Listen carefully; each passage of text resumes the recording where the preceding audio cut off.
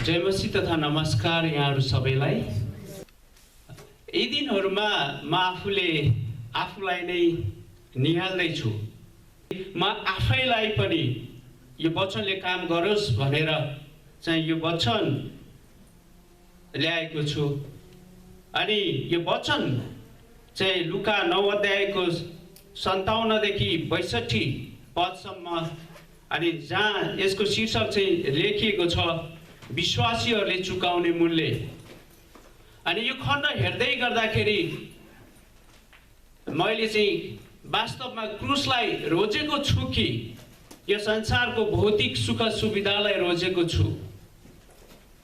अनि आज म तपाईलाई पनि त्यही प्रश्न, जुन प्रश्न मैले आफैलाई गरेको छु त्यही प्रश्न हजुरहरूलाई पनि म गर्न चाहन्छु। अनि साँच्चै नै तपाईले क्रुस रोज्नु भएको छ कि यो संसारको भौतिक सुख सुविधा रोज्दै हुनुहुन्छ?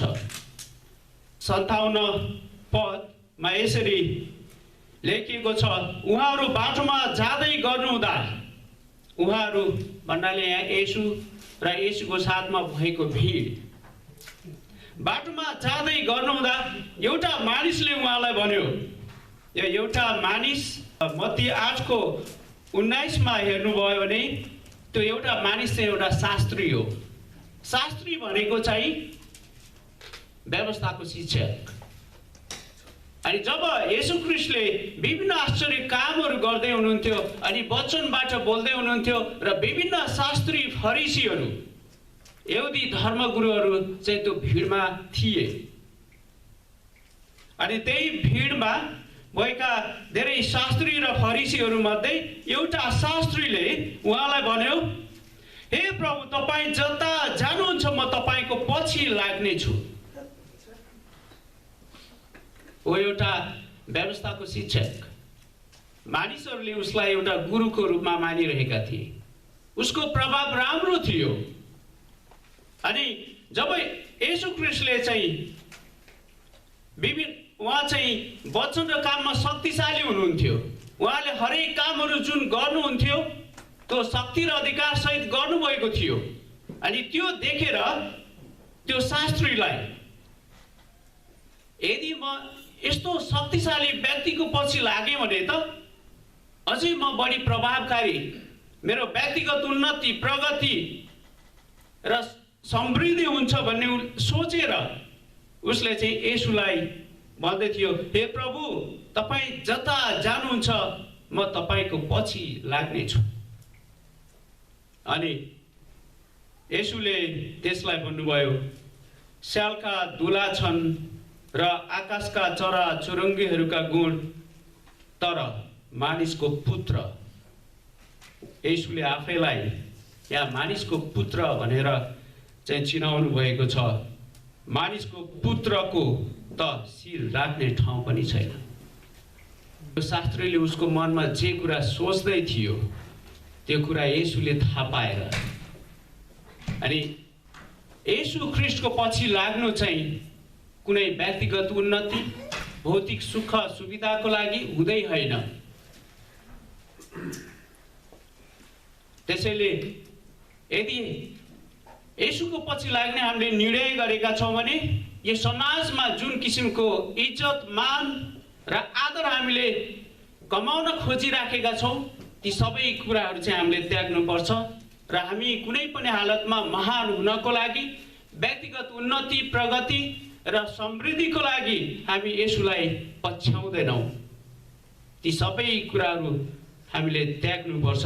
जुन कुरा लुका 9 अध्यायको 23 मा येशूले बताउनु भएको छ, तब येशूले सबैलाई भन्नुभयो, कोही म पछि आउने इच्छा गर्छ भने त्यसले आफूलाई इन्कार गरोस् र दिनहु आफ्नो क्रुस बोकेर मेरो पछि लागोस्। किनकि जसले आफ्नो प्राण बचाउने इच्छा गर्छ त्यसले त्यो गुमाउनेछ, तर जसले मेरो खातिर आफ्नो प्राण गुमाउँछ त्यसले बचाउनेछ।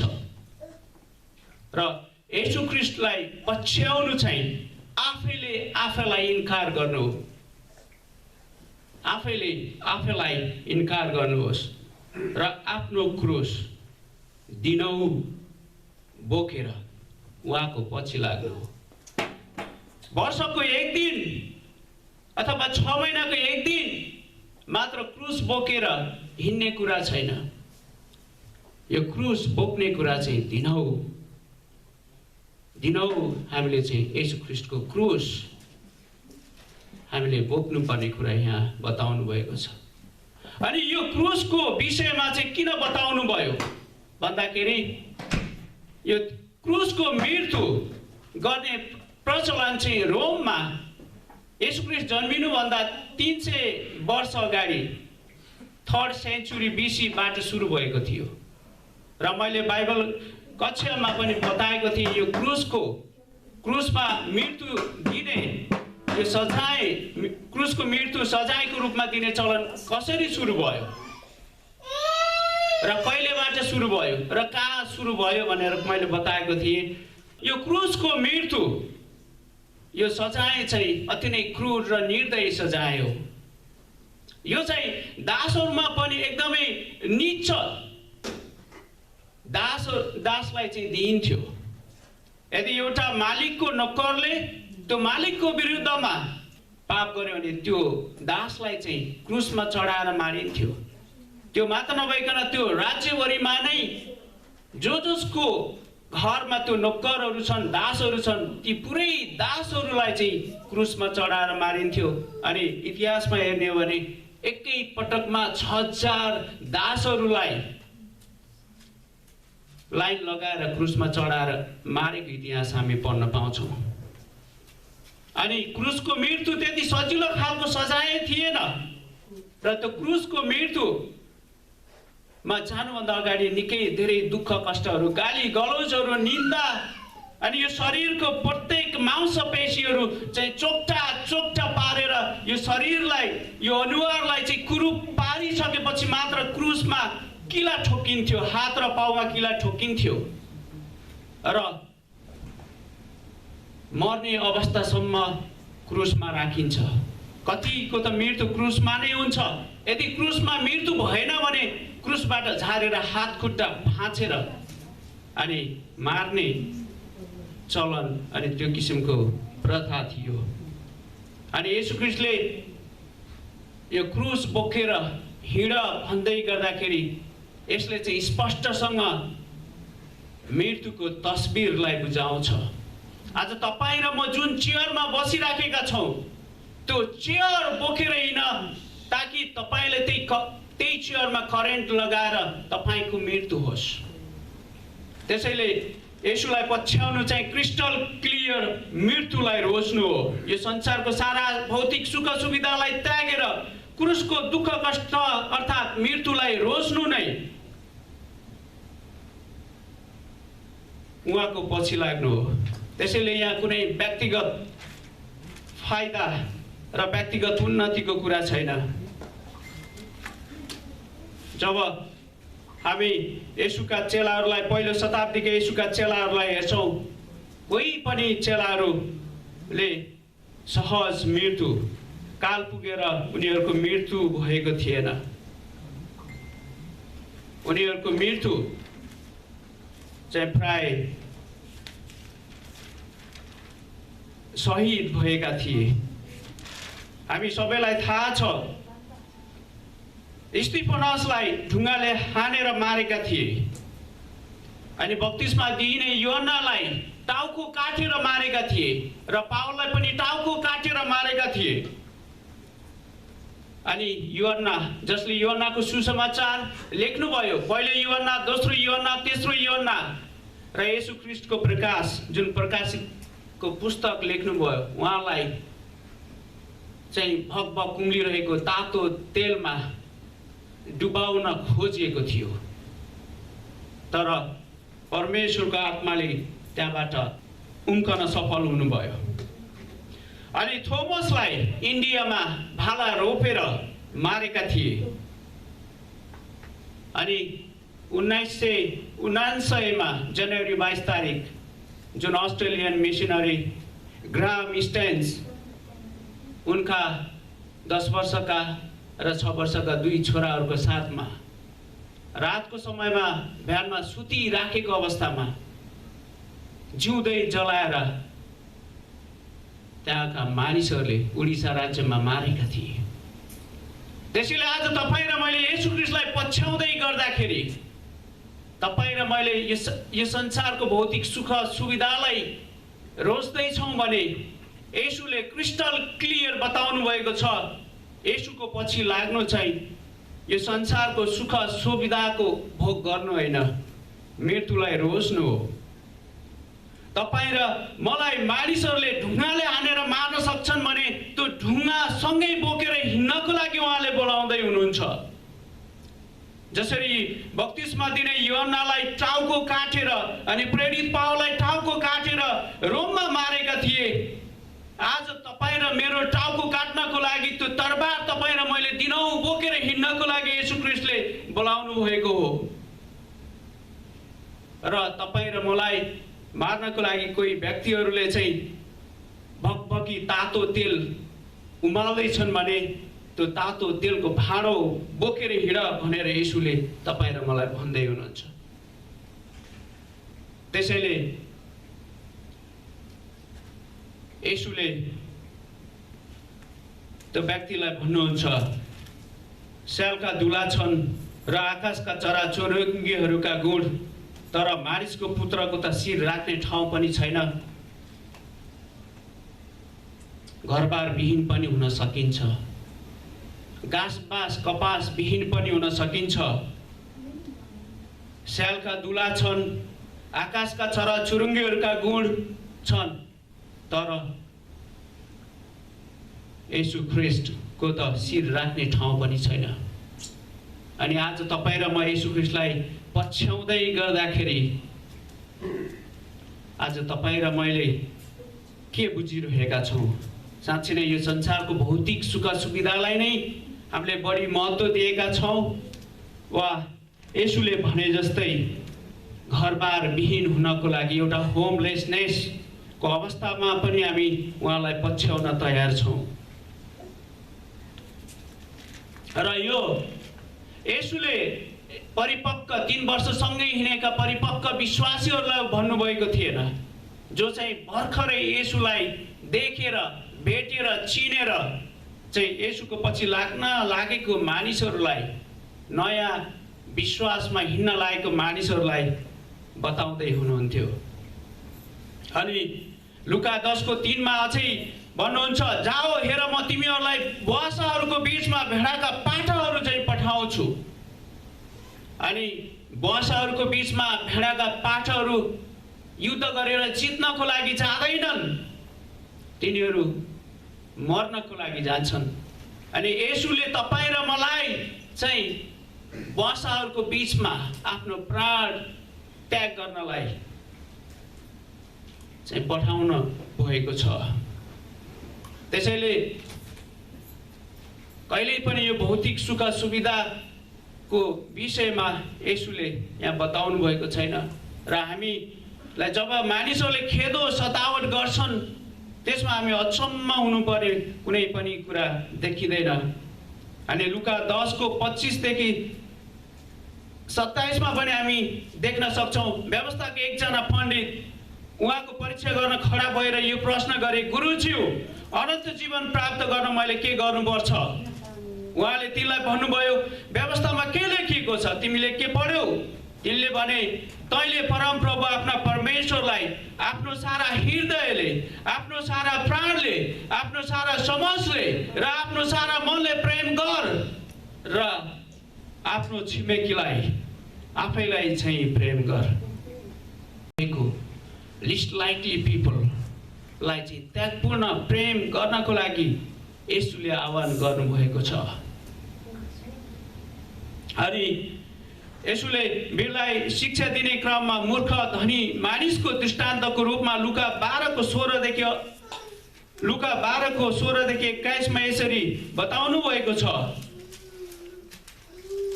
उहाँले तिनीहरूलाई एउटा दृष्टान्त भन्नुभयो, कुनै एउटा धनी मानिसको जमिनमा प्रशस्त उब्जनी भयो, त्यसले मन मनै गुन्न लाग्यो, मेरो अन्न राख्ने ठाउँ मसित छैन, अब म के गरौँ? तब त्यसले भन्यो म यसो गर्ने छु, आफ्ना ढुकुटीहरू भत्काएर झन् ठुला ठुला बनाउने छु र मेरा सबै अनाज र मालताल त्यहाँ राख्ने छु। अनि म आफ्नो प्राणलाई भन्ने छु, हे प्राण, धेरै वर्षसम्म पुग्ने प्रशस्त सम्पत्ति तेरो निम्ति थुप्रिएको छ। सुख चैनमा बस, खा पी र मोज गर। आज संसारले अनि अमेरिकाले तपाईँ र मलाई सिकाउने कुरा यही हो, कसरी प्रगति गर्ने, कसरी उन्नति गर्ने, कसरी जीवनमा सफल हुने। तर येशूले तपाईँ र मलाई सिकाउनु भएको कुरा चाहिँ लुका 12:32-34 मा छ। सानो बगाल नडराओ, किनभने तिमीहरूलाई राज्य दिन तिमीहरूका पिता प्रसन्न हुनुहुन्छ।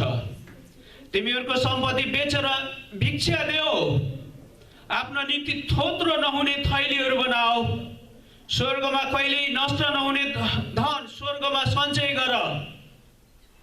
तपाईँ र म यो संसारको धन थुपार्नलाई यहाँ छैनौँ, स्वर्गको कहिल्यै नष्ट नहुने धन स्वर्गमा सञ्चय गर्नको लागि हामी यहाँ छौँ। त्यहाँ चोर आउँदैन, किरा पनि लाग्दैन, किनकि जहाँ तिम्रो धन छ त्यहीँ तिम्रो मन पनि हुनेछ। अनि साँच्चै नै आज तपाईँ र मेरो मन कहाँ छ? आज तपाईँ र मेरो मन कहाँ छ? र हामीले कहाँको लागि धन सञ्चय गर्दैछौँ? त्यहाँ अर्को दोस्रो व्यक्ति पनि आउँछ। उहाँले अर्कालाई भन्नुभयो, मेरो पछि लाग। तर त्यसले भन्यो, पहिले मेरो बाबुलाई गाड्न जान दिनुहोस्। अनि यहुदीहरूको नियम अनुसार, चलन अनुसार जब घरमा कोही व्यक्तिको मृत्यु हुँदछ उही दिनमा नै उसको दाह संस्कार गरिसक्नुपर्छ। अनि त्यही कारणले गर्दाखेरि यहाँ उसले भन्दैछ, पहिले मेरो बाबुलाई गाड्न जान दिनुहोस्। अनि येशूले त्यसलाई भन्नुभयो, मुर्दाहरूलाई आफ्नै मुर्दा गाड्न देऊ, तर तिमी गएर परमेश्वरको राज्यको सुसमाचार प्रचार गर। मुर्दाहरूलाई आफ्नै मुर्दा गाड्न देऊ। अब तिमी कुनै धार्मिक विधि विधानमा छैनौ, कुनै संस्कृति संस्कार जोगाउने अलमा छैनौ। त्यो सबै कुराहरू भन्दा तिमीले गर्दै आएको चालचलनहरू, धार्मिक अनि सांस्कृतिक प्रथाहरू भन्दा पनि मुख्य कुरा चाहिँ परमेश्वरको राज्यको सुसमाचार हो। त्यसैले मुर्दाहरूलाई आफ्नो मुर्दा आफै गाड्न देऊ। जुन मुर्दाको विषयमा, आफ्नो बाबुको विषयमा तिमीले बताएका छौ, उनले त परमेश्वरलाई नचिनिकन उनी मरिसके। उनको आत्मा त एउटा अनन्त रूपमा मरिसक्यो। त्यसैले अब त मरिसकेको मुर्दाको फिक्री नगर, तर जो अब जीवित छन् नि, त्यो जीवित मानिसहरूको आत्माको चाहिँ फिक्री गर। त्यसैले तिम्रो बाबुलाई गाडेर त्यो एउटा धार्मिक अथवा सांस्कृतिक त्यो प्रथालाई कायम राख्नुभन्दा परमेश्वरको राज्यको सुसमाचार प्रचार गर्नु चाहिँ महत्त्वपूर्ण कुरा हो।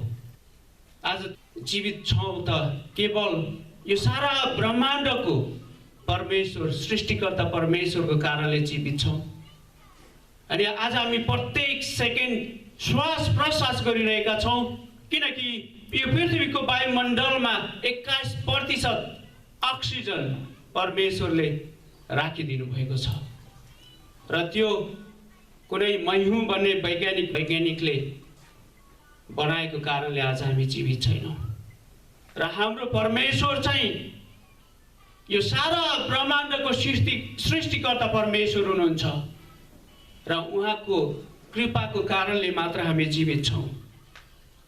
त्यसैले परमेश्वरको राज्यको सुसमाचार चाहिँ महत्त्वपूर्ण हो। रोमी 3:23 बताउँदछ, किनकि सबैले पाप गरेका छन् र परमेश्वरको महिमासम्म पुग्नबाट चुकेका छन्। आज हामीले परमेश्वर परमेश्वरले हामीलाई जुन उद्देश्यले बनाउनु भयो त्यो उद्देश्य अनुसार हामी जिइरहेका छैनौँ। हामी चाहिँ आफ्नै शैलीमा आफ्नै इच्छा अनुसार जिइरहेका छौँ। त्यही कारणले गर्दाखेरि परमेश्वरको सम्बन्धबाट हामी चाहिँ छुटेका छौँ र परमेश्वरको महिमासम्म पुग्नबाट चुकेका छौँ। र रोमी 6:23 मा पावलले भन्छन्, किनकि पापको ज्याला मृत्यु हो, तर परमेश्वरको सित्तैको वरदान ख्रीष्ट येशू हाम्रा प्रभुमा अनन्त जीवन हो। अनि यो पापको ज्याला मृत्यु हो। यो पाप चाहिँ एउटा काम हो। यो चाहिँ क्रियाशील रूपमा हामीले नचाहँदै पनि हामीले गरिरहेका छौँ। अनि जसरी हामी काम गरे बापत हरेक नयाँ दिनमा हामी जति काम गर्छौँ त्यति काम गरे अनुसार हाम्रो ज्याला बढिरहेको छ। घन्टै पछि हाम्रो ज्याला बढिरहेको छ। तपाईहरु अमेरिकामा हुनुहुन्छ, जति धेरै घण्टा काम गर्नुहुन्छ त्यति धेरै डलर थप्दै जानु भएको छ। अनि त्यसै गरी पाप पनि एउटा काम हो। जति तपाईले अपवित्र सोच्नुहुन्छ त्यति नै तपाईको पापको ज्याला पनि बढिरहेको छ। जति तपाईले ईर्ष्या गर्नुहुन्छ पापको ज्याला बढिरहेको छ। जति डाहा गर्नुहुन्छ, चोर्ने विचार गर्दै हुनुहुन्छ, आफ्नो दाइ भाइ अनि दिदी बहिनीलाई चाहिँ लुट्ने विचार गर्दै हुनुहुन्छ, तपाईको पापको ज्याला बढिरहेको छ। तपाईको सोच हर पल तपाईले के सोच्दै हुनुहुन्छ? यदि तपाईले दुष्ट कुराहरू सोचिराख्नु भएको छ, त्यो चाहिँ निरन्तर रूपमा तपाईले पाप कामहरू गरिराख्नु भएको छ।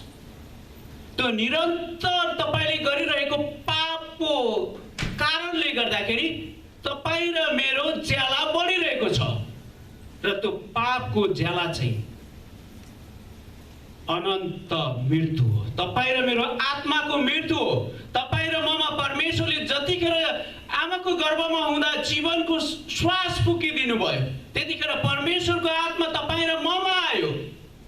र परमेश्वरको उद्देश्य चाहिँ त्यो तपाई र ममा भएको उहाँको त्यो आत्मा फेरि उहाँसँग नै समाहित हुनु हो।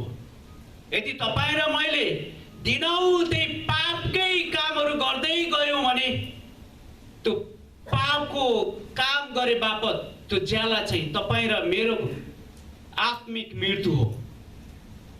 अनि त्यो आत्मिक मृत्युको कारणले गर्दाखेरि तपाई र म कहिल्यै पनि अनन्त जीवनको भागीदार हुन सक्दैनौँ। त्यसैले रोमी 6:23 मा स्पष्टसँग बताइएको छ, पापको ज्याला मृत्यु हो। यो मृत्यु भन्दै गर्दाखेरि यो शारीरिक मृत्युको विषयमा भनिएको होइन। जब यसको पछाडिको खण्ड तपाईले पढ्नुहुन्छ, ख्रीष्ट येशू हाम्रा प्रभुमा अनन्त जीवन हो। जब त्यो कुरालाई हेर्नुहुन्छ अनि यो मृत्यु चाहिँ तपाई र मेरो आत्माको मृत्युलाई बुझाउँदछ। तर आज विभिन्न धर्मावलम्बीहरू यो संसारमा छन्। कोही हिन्दू धर्म मान्छन्, कोही बौद्ध धर्म मान्छन्, कोही क्रिस्चियन धर्म मान्छन्, कोही किराती धर्म मान्छन्, कोही नास्तिक छन्, कोही कुनै पनि धर्म मान्दैनन्। तर ती सबैजना परमेश्वरका सृष्टि हुन् र प्रत्येकमा परमेश्वरको आत्मा छ। र प्रत्येक धर्म मान्ने मानिसहरूलाई परमेश्वरले चाहिँ सित्तैको वरदान, कुनै पनि धर्म कर्मको कुराहरू गरेर हामीले मोक्ष मुक्ति पाउने कुरा बताउनु भएको छैन। एउटै मात्र कुरा उहाँले बताउनु भएको छ, परमेश्वरको सित्तैको वरदान। यसको लागि हामीले कुनै पनि कामहरू गर्नु पर्दैन, कुनै धार्मिक विधि विधानहरू मान्नु पर्दैन, कुनै चालचलन संस्कार संस्कृतिका कुराहरूलाई पछ्याउनु पर्दैन। तर एउटै कुरा मात्र हामीलाई परमेश्वरले गर्न भन्नुभएको छ, ख्रीष्ट येशू हाम्रा प्रभु माथि विश्वास गरेमा मात्र तिमीहरूको अनन्त जीवन तिमीहरूले पाउनेछौ।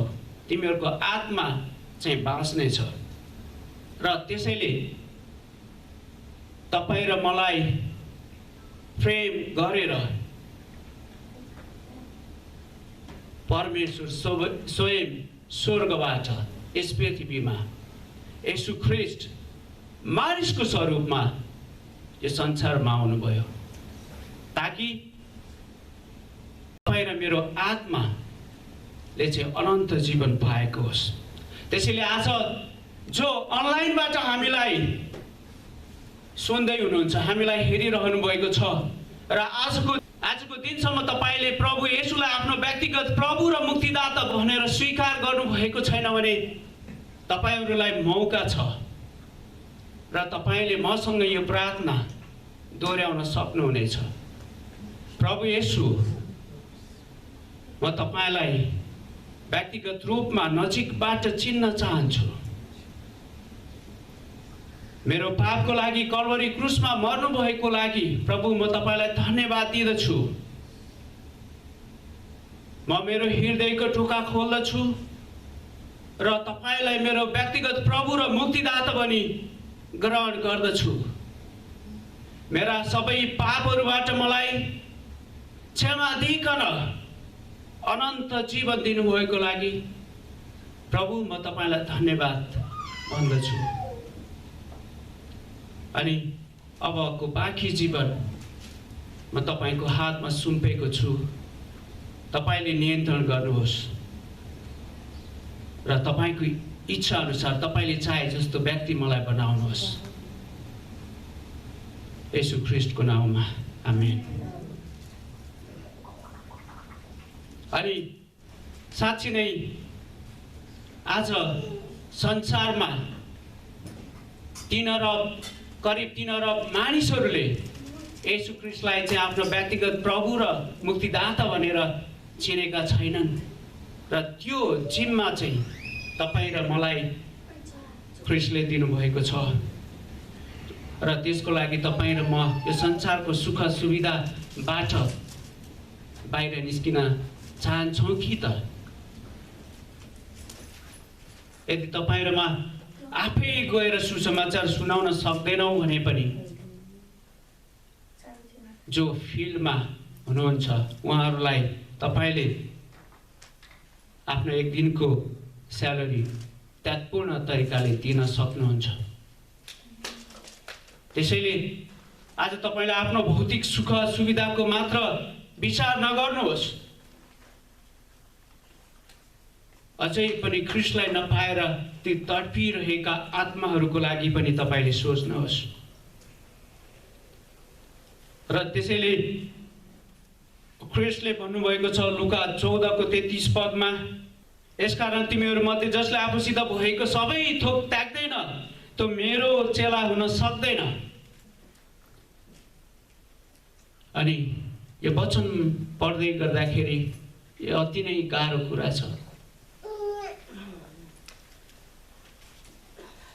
तिमीहरू मध्ये जसले आफूसित भएका सबै थोक त्याग्दैन त्यो मेरो चेला हुन सक्दैन।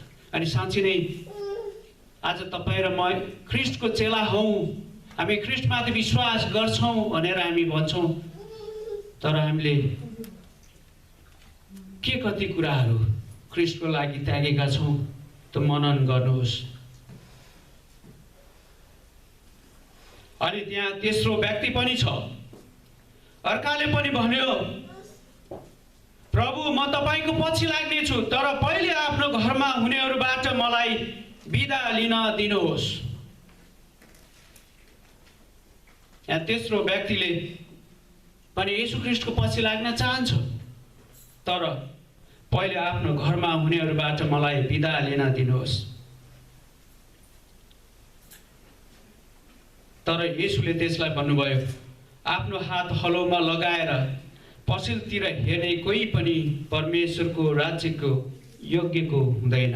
लुका 14:26 र 27 पद, यदि कोही मकहाँ आउँछ र आफ्ना बाबु आमा पत्नी छोरा छोरीहरू र दाजुभाइ दिदी बहिनीहरूलाई र आफ्नो प्राणलाई समेत तुच्छ ठान्दैन भने त्यो मेरो चेला हुन सक्दैन।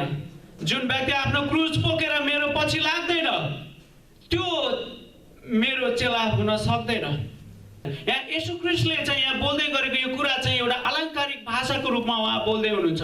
यसको मतलब चाहिँ सबैभन्दा महत्त्वपूर्ण सम्बन्ध चाहिँ तिम्रो प्रभु येशू ख्रीष्टसँग भएको सम्बन्ध चाहिँ सबैभन्दा महत्त्वपूर्ण सम्बन्ध हो। अनि वचनको अर्को खण्डमा त आफ्नो सबै मातापितालाई आदर गर, श्रीमतीलाई प्रेम गर, श्रीमानलाई आदर गर, आफ्ना सन्तानहरूलाई प्रेम गर भन्नुभएको छ। तर यहाँ चाहिँ यो कुरा यो जुन सन्दर्भमा भन्दै हुनुहुन्छ नि त्यो सन्दर्भ चाहिँ एउटा अलङ्कारिक भाषाको रूपमा हामीले यहाँ बुझ्नुपर्ने हुन्छ। ती सबै सम्बन्धहरू भन्दा पनि माथि चाहिँ प्रभु येशू ख्रीष्टसँगको तपाईको व्यक्तिगत सम्बन्ध हो। तपाईँ र म चाहिँ किन जीवित छौँ त?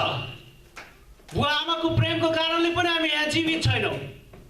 तपाईँ र मलाई श्रीमतीले चाहिँ प्रेम गरेको कारणले पनि हामी जीवित छैनौँ। श्रीमानले प्रेम गरेको कारणले पनि हामी जीवित छैनौँ। हाम्रा छोराछोरीले प्रेम गरेको कारणले पनि हामी जीवित छैनौँ। हामी जीवित छौँ त केवल यो सारा ब्रह्माण्ड मल्टाभर्सको परमेश्वरको अनुग्रह र कृपाको कारणले हामी जीवित छौँ।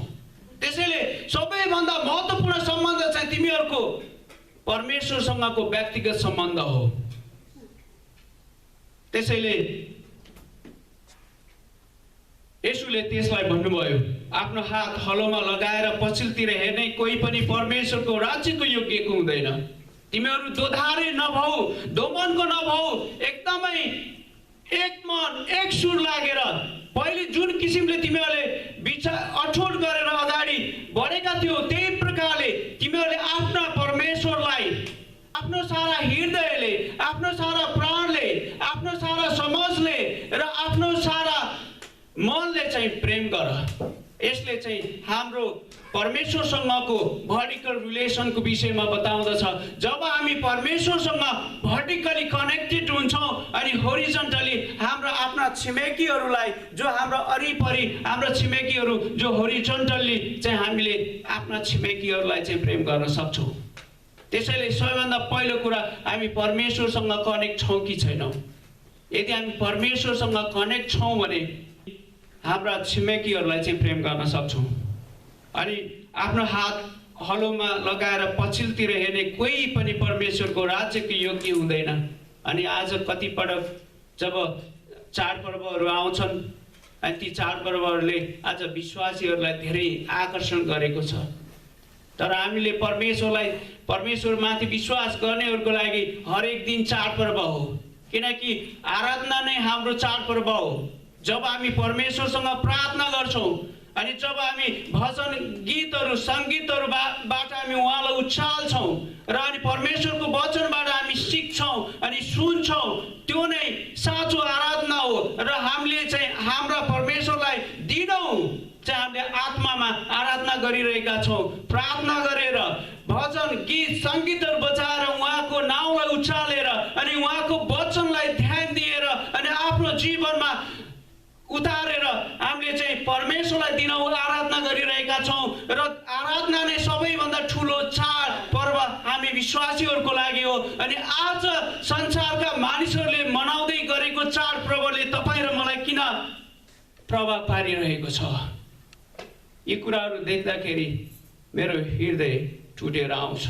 यो जुन यहाँ कृषिको कुरा ल्याउनु भएको छ अनि यो हलो हातमा आफ्नो हात हलोमा लगाएर पछिल्तिर हेर्ने कोही पनि परमेश्वरको राज्यको योग्यको हुँदैन।